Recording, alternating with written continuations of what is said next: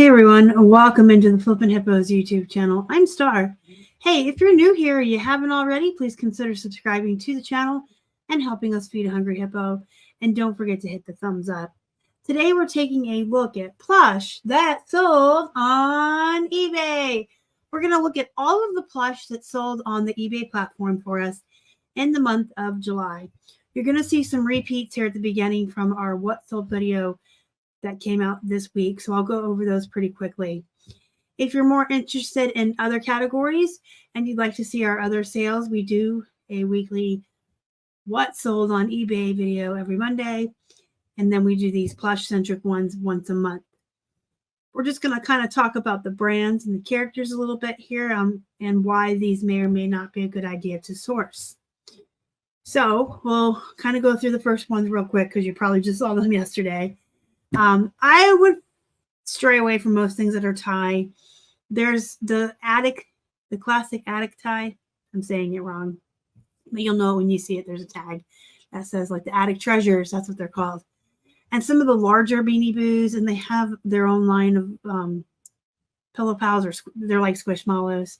Those are okay. Some of the larger Beanie Boos can be okay.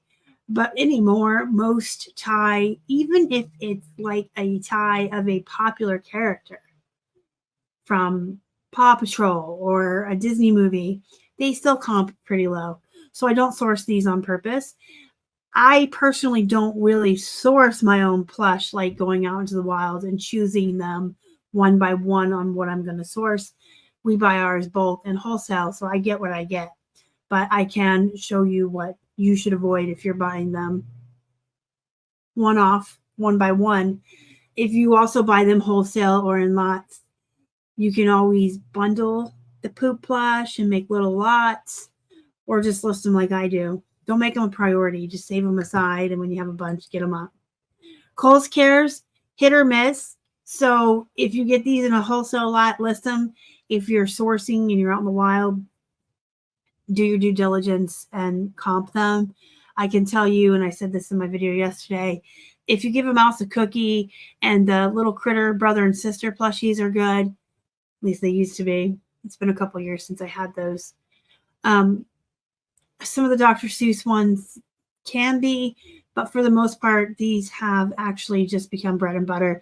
The all-in price on this is like $12. So to me, that's low-end bread and butter.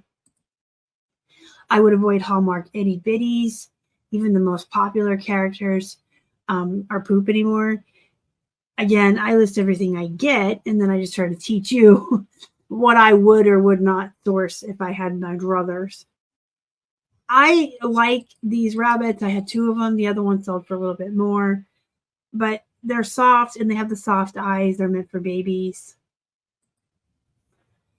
I pulled this up. We have a return on it already, but Hello Kitty is still good, right? So I didn't show this in our What Sold video because whenever we have an item that's coming back in a return, I try not to show it. But this is a puppet and it's Hello Kitty. So it's got two things going for it. Puppets are great. Hello Kitty is still really good. Any of the Sanrio characters, really. There's My Melody. There's the Carribbit. Nope. Carribbit. I don't know. There's a frog. Tuxedo Sam is the penguin. I like these characters. They're going to be bread and butter for the most part, but some Hello Kitties, especially like the big ones and the Build-A-Bear ones and the ones that are more unique. There's a Hawaiian tropic one that's tan and she has a flower, like a Hawaiian flower on her head. Blue, she herself is oversaturated. Other characters from the show can do well. I call it Harrods. I'm sure it's pronounced Harrods. These are great. It is a department store in the UK, and it is a luxury brand of plush, quote unquote. So I would grab those if I seen them, especially if they got like the nice tag and the bow and everything. I cannot recommend that anybody get any plush to have these tags like King Plush or Animal Pals. These are claw machine animals.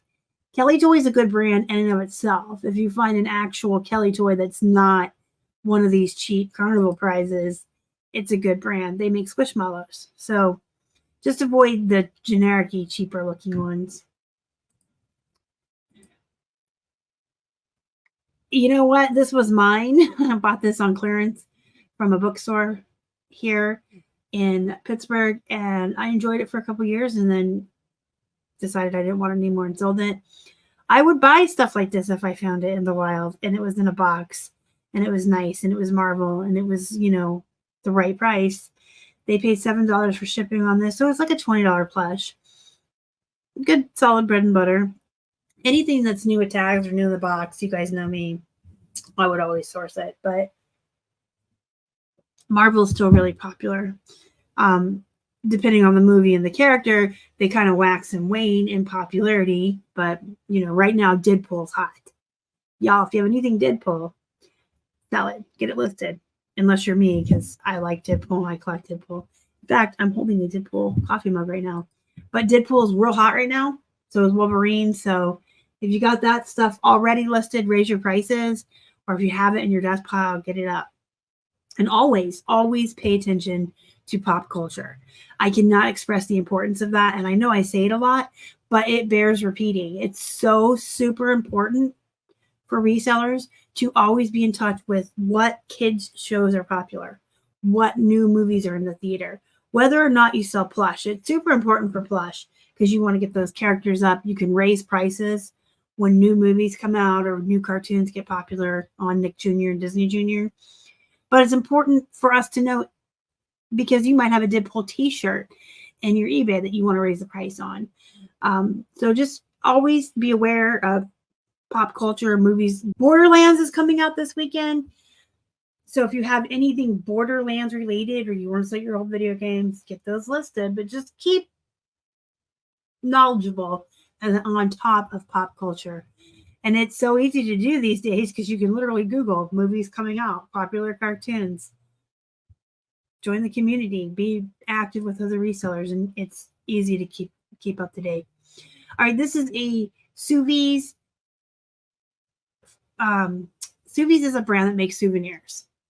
I don't know why I stumbled over that. Sous vide souvenirs, right?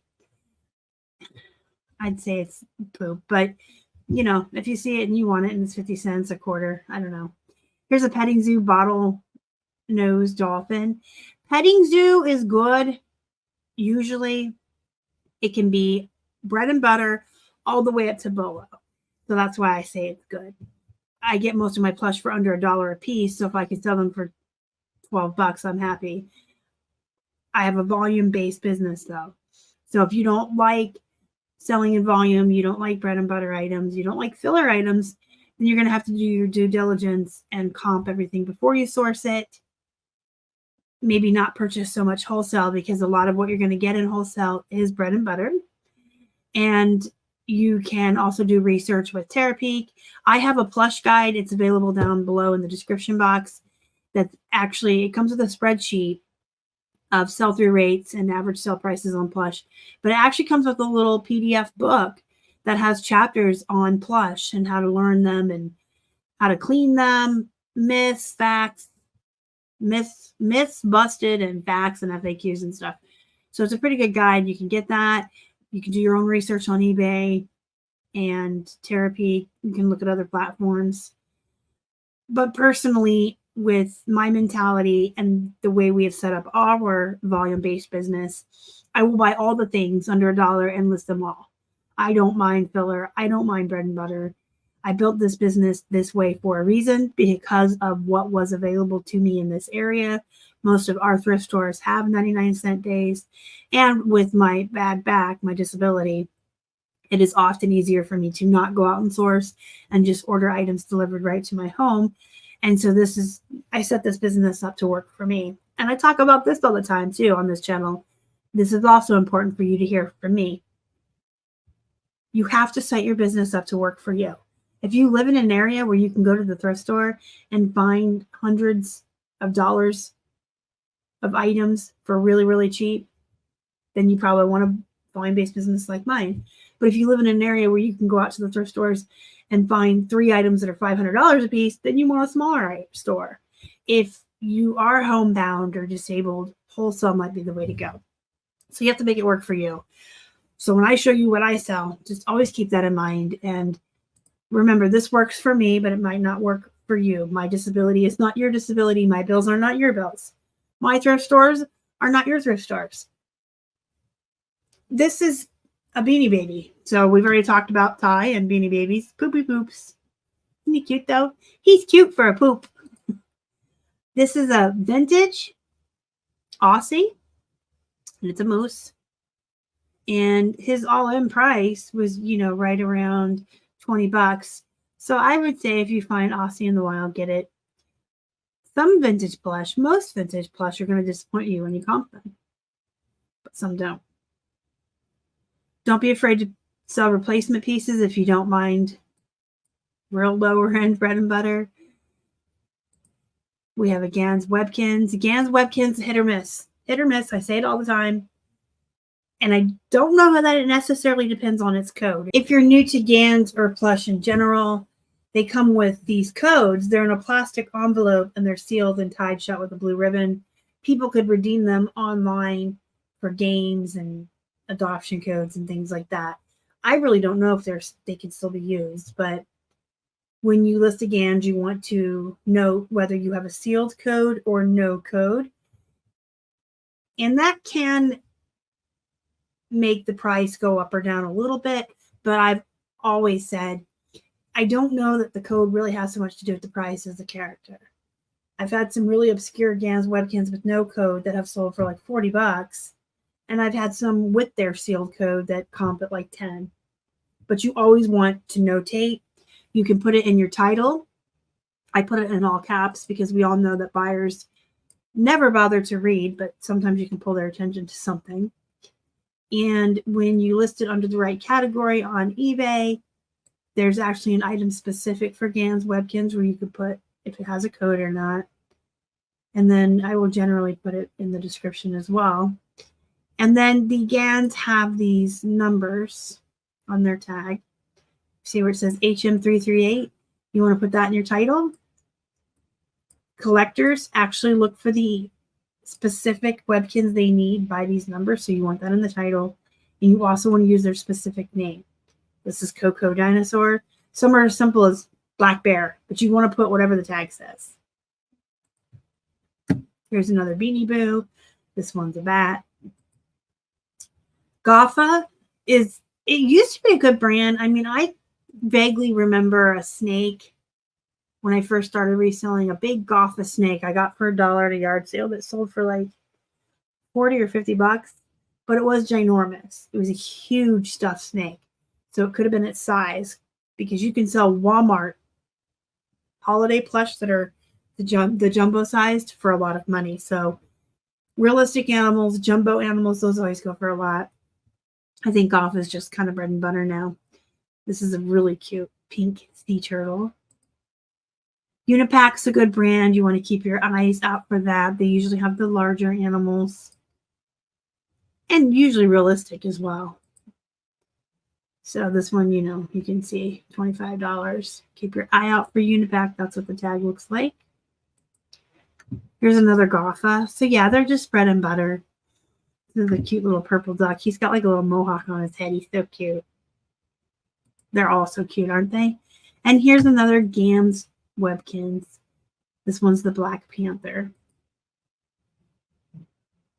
So if you have any questions, comments, concerns about reselling plush or even reselling in general, anything you saw in this video, let me know down in the comments. And don't forget to join our Facebook group. It's called Flippin' Hippos Reseller Pod. Until next time, guys, go be productive, go make some money. And as always, thank you so much for watching. Y'all are the best. Bye.